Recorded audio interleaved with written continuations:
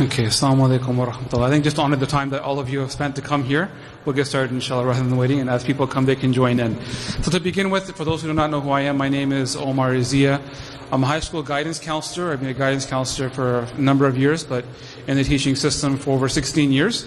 And that's very important to begin with so that all of us here understand my perspective and what I'm bringing with me and helping you understand the audience that I work with on a regular basis so that inshallah what I present to you here is something that you can benefit from as I have benefited from and something you can benefit your families with as I benefit the students I work with and my own family as well. So we're going to talk inshallah about this topic towards understanding Sadaqah. And it's a very large topic, this top concept of Sadaqah. So within the next half an hour to 40 minutes, I'm going to just be scratching the surface, that inshallah it will begin some conversations that we can have in our own homes. So to begin with, we're going to start by understanding our purpose as human beings. And so I have the beginnings of 3 hadith that I mentioned over here. The first of which is, I have been sent for no other reason than to perfect something. Nothing weighs heavier on the scales than something. And the believers with the most perfect faith are those with this. Can anybody fill in the blank? It's the same phrase for all 3 hadith, all of which are authentic. Does everybody know what it is that Islam is all about? Yep. Good character. Exactly. And that's where this journey begins with this concept of Sadaqah, is to understand that good character is why we are Muslim.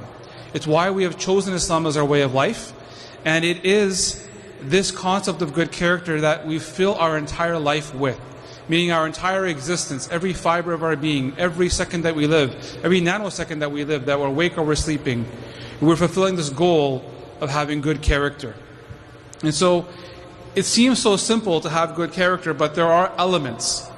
And so that's what we're going to explore. And the first element that we have to ask is, how do we develop good character? And so we have here a hadith of the Prophet ﷺ explaining to us that a believer can attain through good character, or attain character through the blessings and rewards of both fasting and prayer. The question we have to ask ourselves then, what does fasting and prayer have anything to do with good character?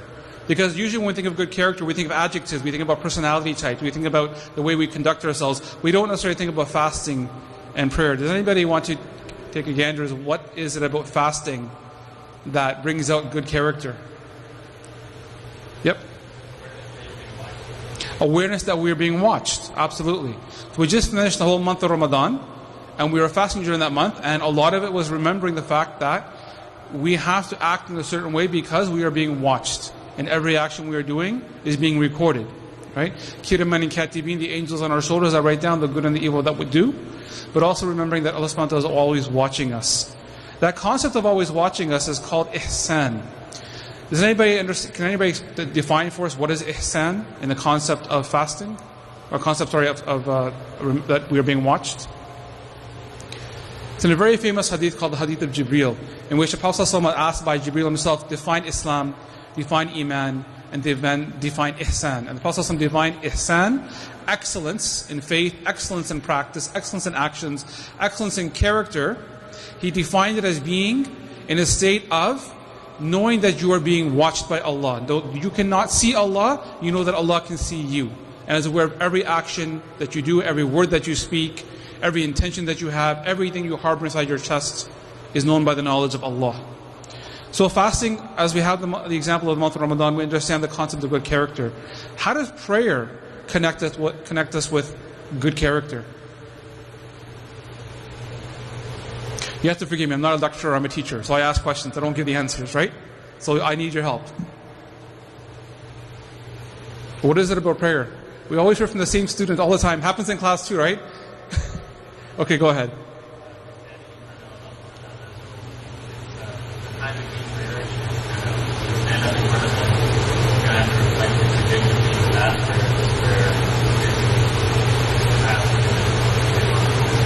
So it's a time of reflection between prayers, right? Exactly.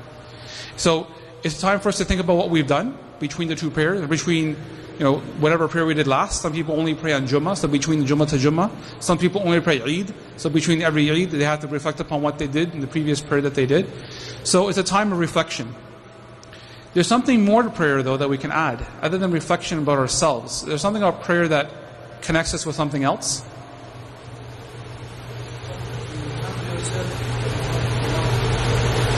You're accountable in front of Allah? You humble yourself in front of Allah. Absolutely. Why do we humble ourselves in front of Allah? What is it about the prayer specifically? Anybody can jump in. Even if you have a different idea completely. How does prayer help us with good character?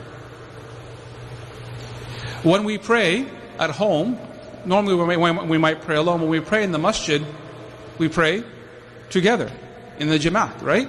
So what is it about the praying in Jamaat that benefits us in terms of developing good character? Discipline. So when we stand in prayer, what do we stand? Do we stand zigzag? We stand in a straight line. Do we stand 5 feet apart or shoulder to shoulder? There's a benefit in praying in Jamaat, right? And there's a benefit in how that develops good character. Because if I'm praying beside somebody, am I going to be stinking? Do I come to the masjid stinking like garlic and onions? Or cigarette smoke? No, we have a discipline. We come to the masjid, we smell good. Right? When we stand in prayer, do I put my foot on top of the other person's foot? Do I elbow them as I'm going for sujood? Do I purposely hit them on the head when they're coming up from sujood? It happens to us sometimes, right? We've all experienced something like this. We're careful when we pray together. There is a benefit in praying in Jamaat because it reminds us about what it means to have good character.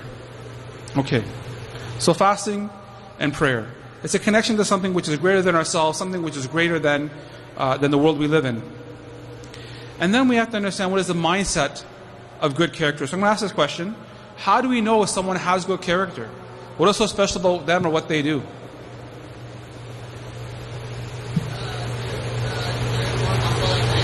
They're more humble and they're more nice. Excellent. What else? They are? There's love. They give love. Right? What else? Yep. They're friendly. Excellent. Is that it? Just love, humbleness, and friendly? Yep. Sorry? You can trust them. They're trustworthy. Good. If you want a small hint, think about the Prophet ﷺ, right?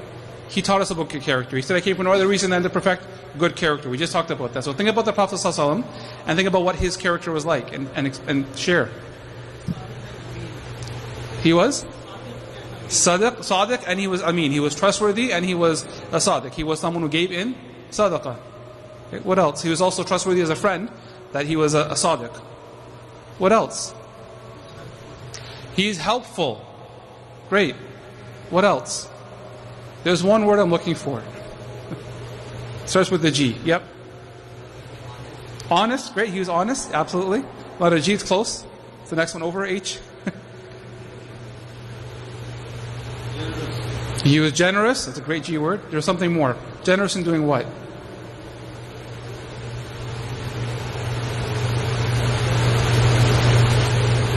If you wanted something at the time of the Prophet ﷺ, what did you do? If we were alive at the time of the Prophet ﷺ and we had a need, what would we do? We would? Okay, he was responsible. Okay, absolutely good characteristic. If you have a need, what do? Do you sit at home and just wait? Magic to happen?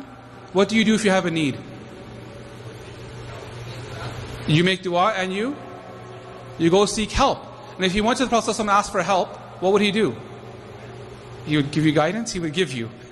He'd give you whatever you needed. The whole point is that he would give. And would he give with a condition? Right? If a child goes to their father or mother, does the father or mother say, okay, I'm only going to feed you dinner if you give me a foot massage tonight? Do we say that to our children? I hope not. Right? We give freely. We give with no strings attached. Right? We give.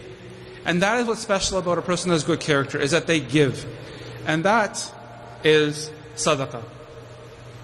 And rather than defining Sadaqah over the next half an hour, we're going to talk about how Sadaqah defines us. It defines who we are. So, first of all, the Prophet ﷺ, this is a hadith which is Sahih, it's in Bukhari and Muslim, so Muttafaqun alayhi is one of the strongest hadith we can find.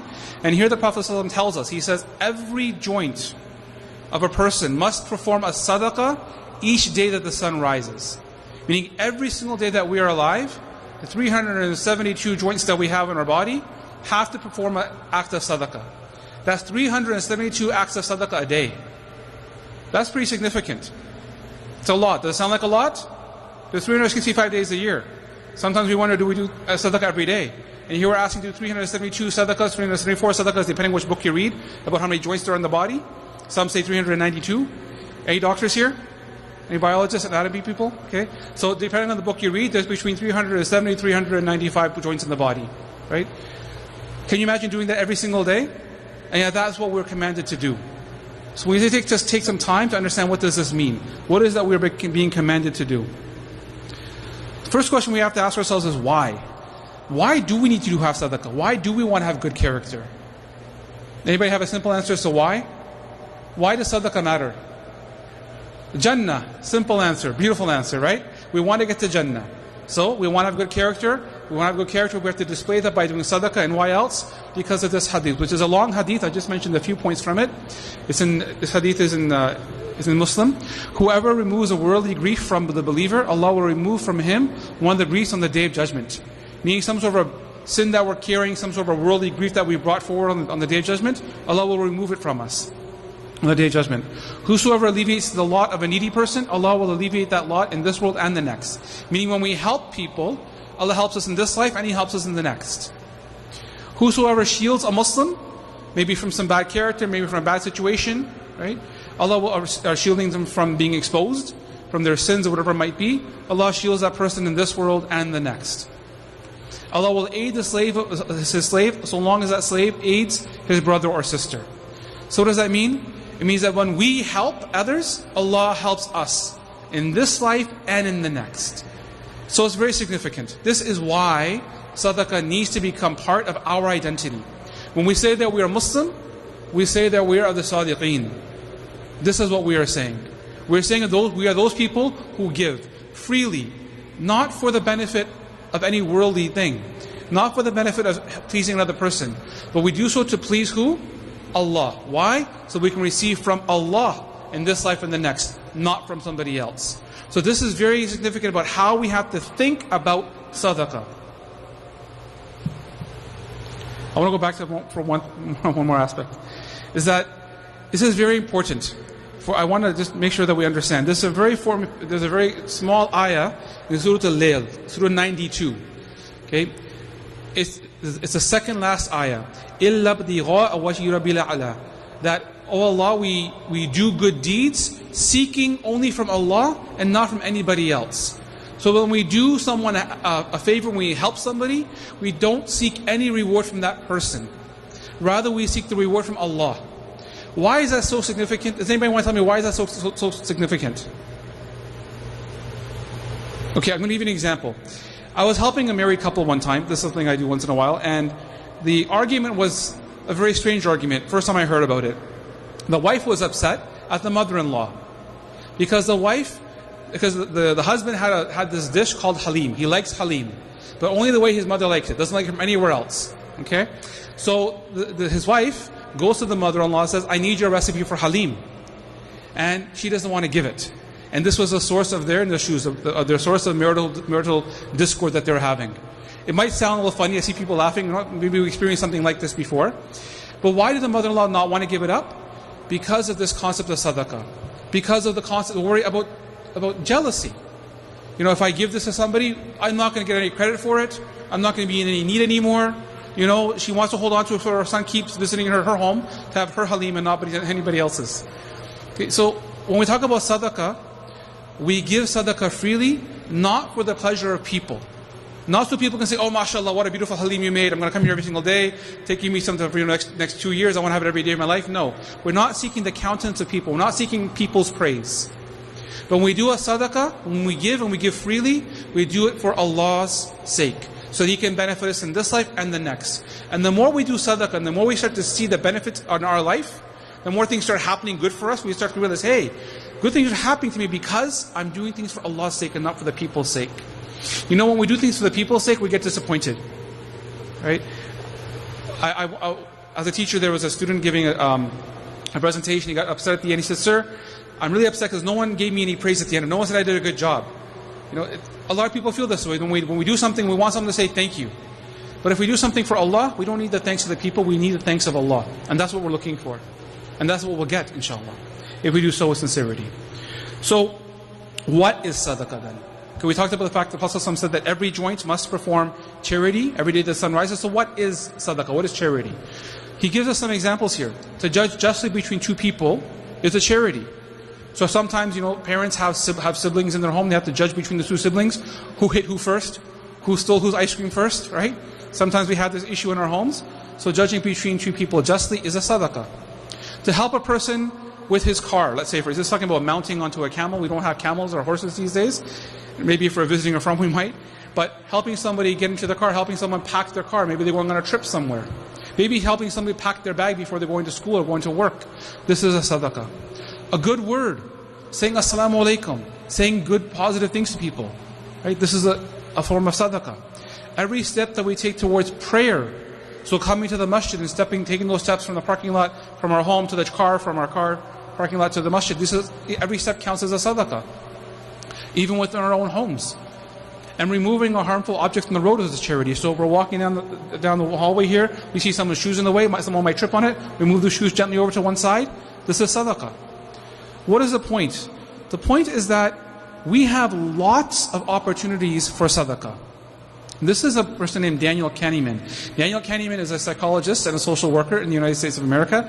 He has a PhD in psychology, and he won the Nobel Prize in economics for a very simple concept he came up with.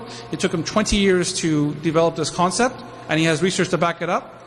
And his research tells us, you can find this online, that's why I put this so you can see his name. You can look it up online later on, read the whole article, it's quite long. But he found in his 20 years of research that every single day, every human being has approximately 20,000 moments. 20,000 moments. Some of those moments last an hour.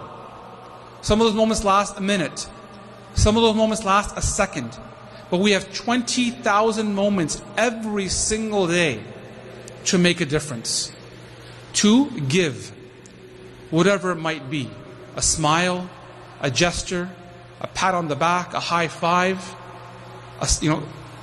a look of support, to help somebody.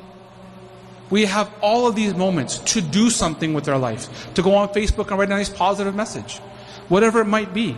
We have so many opportunities. And here the Prophet ﷺ is telling us we only need about just under 400. And here Daniel Kahneman said we have 20,000 times a day that we can actually do this. That's pretty significant, isn't it? I'm not just talking to the air, am I? You guys are listening to me? You're understanding what I'm saying, right? 20,000 moments we have every single day to do something good. I want to give you an example of how small that can be. At a previous school I was teaching at called Bramley Secondary School in Brampton, I was the acting principal for the day. And as I was doing the morning rounds, walking along the hallways, making sure the kids were going into their classes at the morning bell, I saw a girl by her locker looking a little sad. I just walked up to her locker and said, "Is everything okay?" Gave her a smile, helped her with her bag, took her to her classroom. Later that same day, that girl was in distress. We found her on the roof of the school. You can just imagine what was going through my mind. There's no principal around. I'm alone there as the only administrator, acting administrator, and there's a girl on the roof of the building. And I walked over, and of course teachers are worried. We called the police, I cannot talk to her. I just walked over to the window. I looked at her. She said, "Oh, it's you." And she came off the roof, into the school, came down to my office and sat down. That's all it was. A simple, "How are you doing today? Are you okay?" Helping with her bag into the door of the classroom. That's all it took. And in a moment of distress, in the same day, all she had to do was look at me. I didn't even say anything to her. She looked at me, "Oh, it's you." And she came off the roof. That's how significant these moments are, or they can be. That's a pretty extreme example. But you can imagine, you're sitting in your car, and there's someone crossing the crosswalk in front of you. What about giving them a smile? You can imagine waking up in the morning and seeing your children. What about starting the day with a smile? What about a child waking up and seeing their father and giving them a kiss first thing in the morning as they wake up? These are one of the, we have 20,000 moments, and there's so many moments in the day that we have an opportunity to make a difference. We have an opportunity to give in sadaqah. We have an opportunity to make sadaqah part of our life, part of who we are. Not what we do, but who we actually are as individuals. So, how? Oftentimes people think about sadaqah as the golden rule. Does anybody know what the golden rule is? Yep. Sorry? No, that's not the actual golden rule. It's actually a psalm. Yep. Thank you. So this is actually from the Zabur, or the book of Psalms that they have. And in it is a phrase that says, do unto others as you have them do unto you. Prophet ﷺ said something very similar. He said, love for your brother or sister what you love for yourself. Right? Do for others as you would like them to do for you. The problem with this golden rule is that when I do something then, I'm only doing it so that person can be nice to me. Right? I'm going to scratch your back, you scratch mine later on. Right? I'm going to give you $5 today, so you can give me $10 tomorrow. Right? This is the problem with the golden rule, is that we do something expecting something in return. We just talked about Surah Al-Layl. When we do something, we want to do something for the sake of Allah. And so, what I'm trying to illustrate for us here is a concept called altruism. I'm going to explain to you what that means through a short video here. Here's a great life lesson that applies in both business and every area of your life. And not a lot of people learn this lesson. Lots of people try to push their own agenda. They wonder why they have no pull with other people. Make an impact on others. Find out what people want and help them get it. That's what motivates them. And that's what makes it possible for you to become a person of influence in their lives. Find out what people want and help them get it. All right, have a great day. That's called altruism. It's when you're looking at the other. What does the other person need, and how can I help them fulfill it? Maybe the person is doing not too well in a test or a quiz. Maybe the person is going through a bad time in life. Maybe the person needs a little bit of extra money on the way. Maybe someone needs a ride to the masjid. Maybe someone needs their help opening a door. Maybe someone needs some help as they settle into the country. Whatever it might be, there are people around us who need help. There are 20,000 moments a day that we can look to help those around us. Sometimes it starts with ourselves. Getting up in the morning, we have an opportunity to take care of our body, to groom it, to go to the washroom, to comb our hair, to take a shower, to shave, whatever it might be, to dress well, to iron our clothing, to take care of our own body, to feed ourselves the best food we can find, not always eating chocolate and gum every single day. Right? So we have an opportunity to help ourselves, and then we have an opportunity to help those around us. So looking for where need exists. Why is this concept so important? Because altruism forces us to look for opportunities to help. It forces us to look out every single day for those 20,000 moments a day. Where can I help today? Where can I do sadaqah today? Where can I guarantee my spot in Jannah today? Not when I'm old and 60 years old and sitting in the masjid every day. No. When can I start it today and tomorrow and the next day till it's part of my entire being, part of my life, part of who I am. So let's review for a second. So, taqwa, the concept of remembering Allah, this is the reason we do sadaqah. Because we're trying to please Allah, not the people. And the mindset is that it must be altruistic. It must be something greater than ourselves. We're looking to help others, not to help ourselves. We take ourselves out of the equation in terms of the need, and we use ourselves to help and fulfill the need of the other person, whatever it might be. And so, I want to take a moment now for us to think about how we can put that into practice. I want to go through a few pictures here that will help us, inshallah, think about some of those moments that we have every single day. So I want you to imagine this. You're walking down the street and you see this person, an old woman in the middle of winter, holding onto heavy, heavy bags. If you're young, if you're strong, what would you do in this situation? Think about for a moment how you would feel. The person doesn't have to be Muslim. Right? And that's the beauty about sadaqah, is that it's not necessarily meant for Muslims. Think about the Prophet's life, sallallahu alaihi wasallam. He helped animals, he helped people, women, children, whether they're Muslim or not, young or old, it didn't matter. That's why he was called Al-Amin. And that's why people trusted him. Think about all the adjectives you just shared just a few minutes ago. Right? You could be someone trying to shovel their driveway. Maybe an old person trying to shovel their driveway. Maybe an old person trying to clear off the snow off of their cars in the wintertime. I bring this up because winter is very long here in our country. And over the course of winter, I'm sure we have more than 20,000 moments a day where we can help people who are stuck in the snow. Maybe you're at school, maybe at college, university, high school, elementary school, doesn't matter. Maybe you see somebody sitting like this, looking this way. Maybe you're walking down the street Maybe you're at Square One Mall and you see a child sitting like this. Is there something you can do? Maybe a smile, maybe a helping hand, maybe just a gesture. Are you okay? Can I help you? Do you need help? Right? You never know. You never know what that moment might be.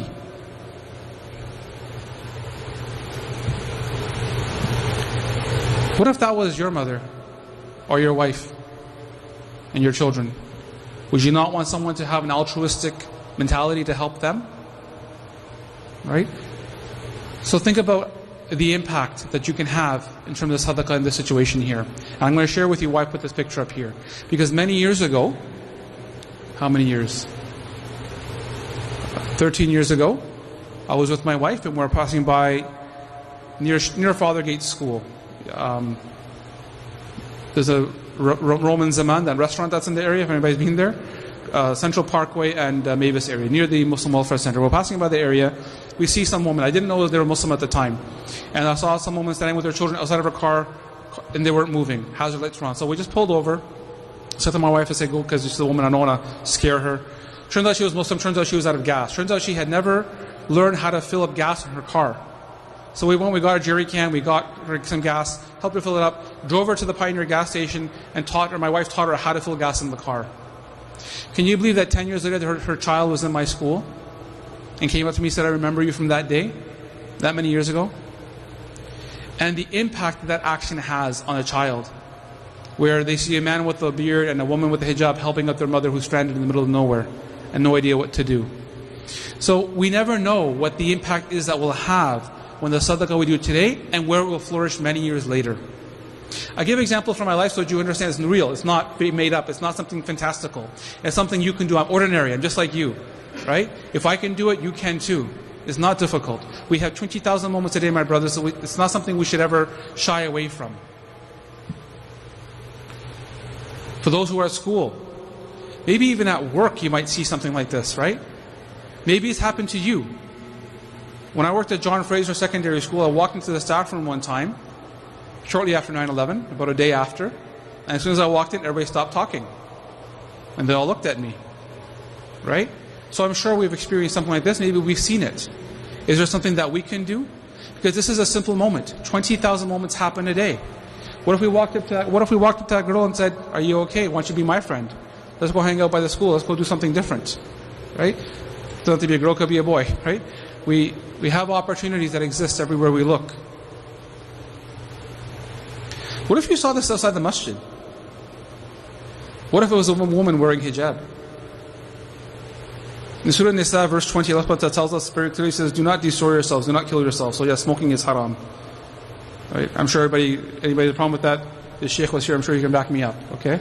Surah Nisa, verse 20, you can read it yourself. Smoking is haram, clear. So what if you saw this? Would we have the guts, would we have the opportunity to take that time and give a sadaqah and warn our brother, warn our sister about killing themselves? So sometimes when it comes to those 20,000 moments of sadaqah, we have to have the guts to take the step forward. So this is a big problem happening right now in the US, and it's making its way into Canada. I'm sure some of you are aware. Right? All throughout the whole spring, we had a huge sit-in that was going on downtown Toronto, and a lot of Muslims are part of the BLM, part of the Black Lives Matters movement, because a lot of black Muslims who happen to be of African origin, are also going through the same problem. Who are being carded regularly by the Toronto police, or being pulled over regularly by police forces no matter where they are. There are Muslim officers who are of African origin in the police force who are having problems themselves, who are facing racism in the job. So a lot of Muslims are part of BLM as well, in the US and here also. I'm not sure if you're aware, but right now in Ottawa, just 2 days ago, a Muslim from an African background was severely harmed by Ottawa police. For doing what? Sitting on a bench. Right? So this is happening everywhere. So in 20,000 moments a day, if we're on Facebook and you see a post from BLM, like it. It's one of those 20,000 moments. It doesn't take much to like something. There are lots of A&J videos out there that talk about BLM and other topics as well. What about posting them on your website, on your Facebook page, or retweeting them out, or just liking them? These are those 20,000 moments we have every day.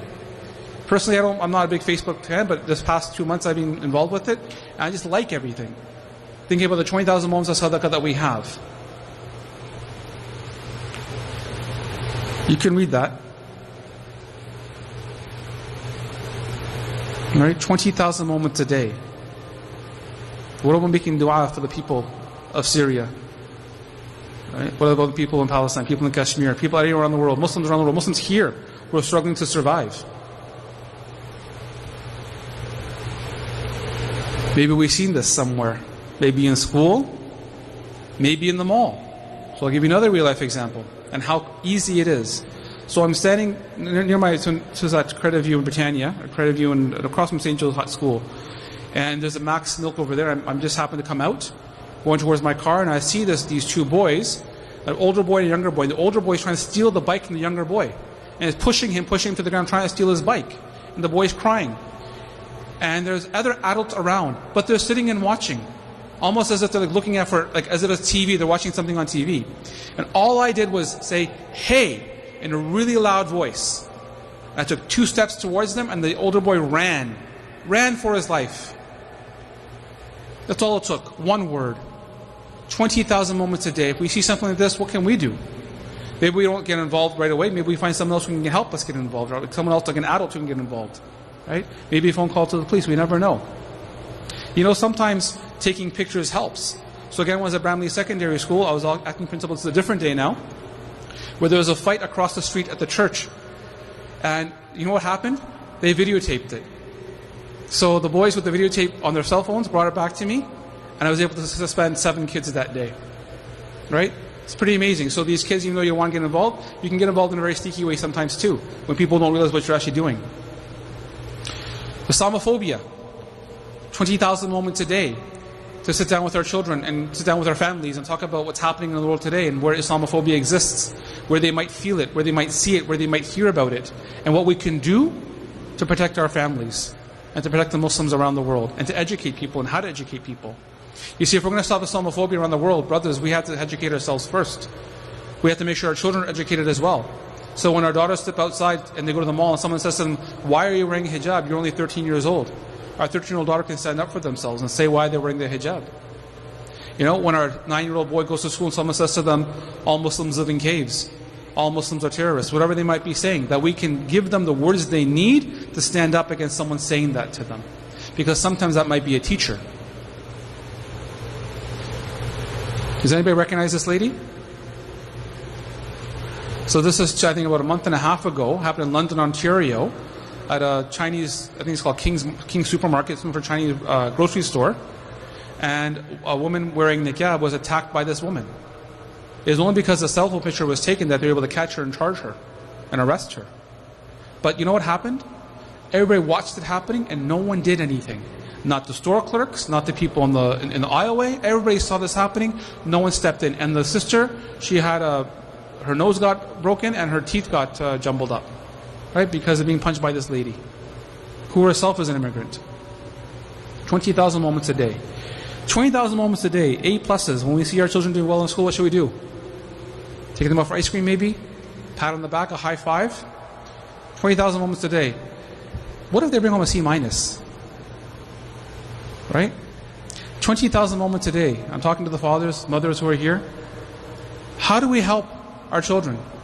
Do we yell and scream at them? How could you not bring home an A plus? Right? What do we do with our children in this situation? 20,000 moments a day to do sadaqah. Sadaqah is not always doing things when good things are happening. Sadaqah is more important when things are not going the right way in people's lives. What if you're driving down the street with your family and you see this happening in the middle of winter? What do we say in our cars? Do we tell our children, let's make dua for those people? Let's make dua that the bus comes quicker for them so they're not freezing out there? Right? So we have 20,000 moments on a regular basis to do the right thing, to do something that will make a difference in other people's lives.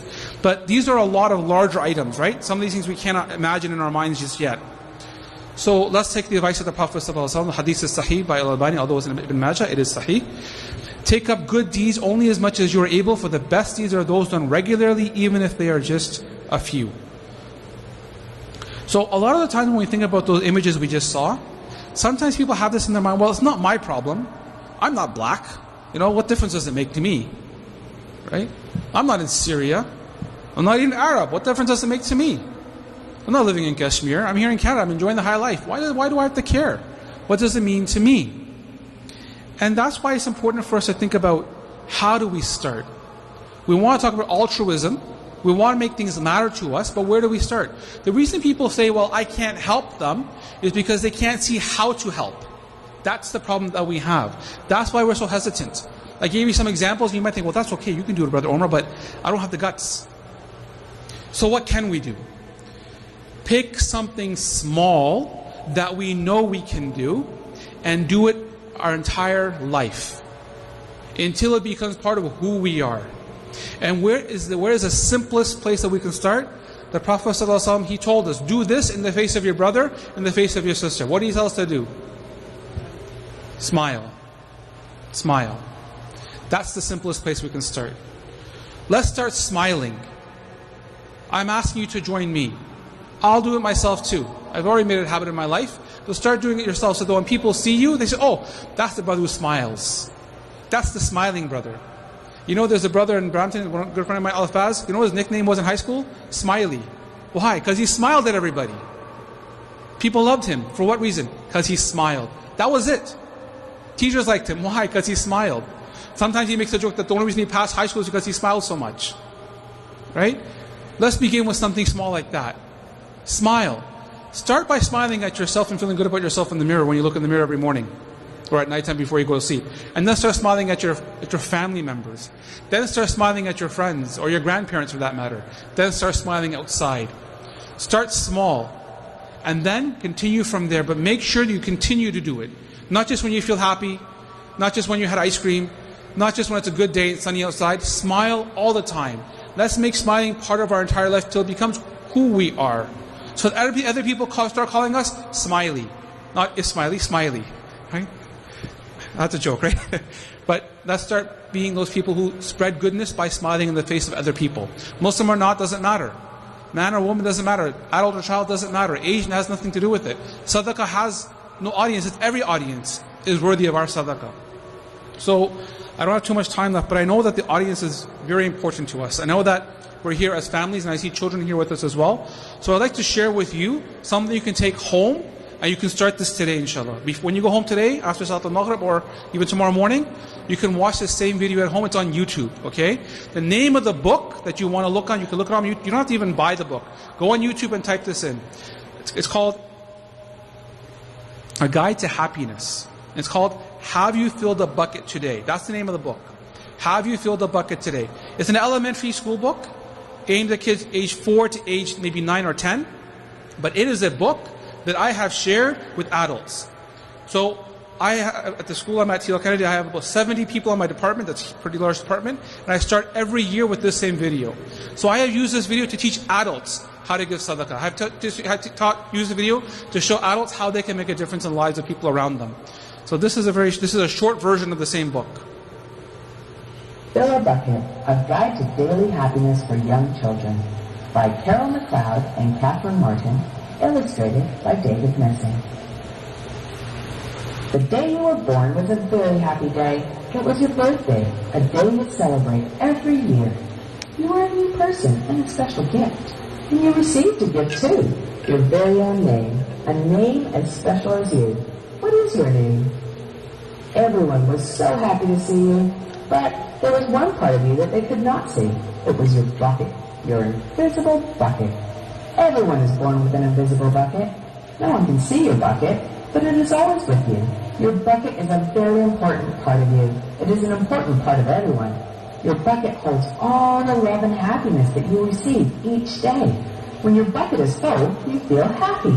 And when your bucket is empty, you feel sad. It's good to have a full bucket. Every day your family and lots of other people help fill your bucket.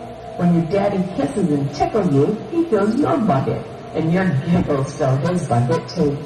When your mommy smiles and tells you she loves you, she's filling your bucket. Your smiles fill her bucket too. When your sister or your brother snuggles up and reads to you, your buckets fill up even more. And when your grandpa or your grandma plays with you, everyone's bucket is filled. Look, your bucket is so full. It is full of happy thoughts and lots of love. So many people have filled your bucket. You can fill their buckets too. Bucket filling is like magic. When you fill a bucket by being kind and loving, your bucket fills up too. You can do many things to fill buckets every day. When you listen and help, you are filling a bucket. Your bucket fills up even more. And when you say please and thank you, your magic words fill bucket. And when you play and share your toys, everyone is happy. Everyone's invisible bucket is filled. And when you take care of your pet, you're filling the bucket. Your bucket fills up too. And when you smile and wave, you are being a bucket filler. When you give hugs and kisses, your love fills buckets. It's good to go to sleep with a bucket full of happiness and love. Look at all the happy faces. Everyone's bucket is full. Now it's your turn. What will you do to fill a bucket? So this is the elementary version. There's another version of the same book called How You Fill the Bucket Today. I encourage you. This is a 2-minute video, and there's a lot of conversations that we can have with our families around it. The other one's about a 5-minute video. It's the more detailed. It's for a higher audience, but it's also something that we can have a conversation about with our families. Okay.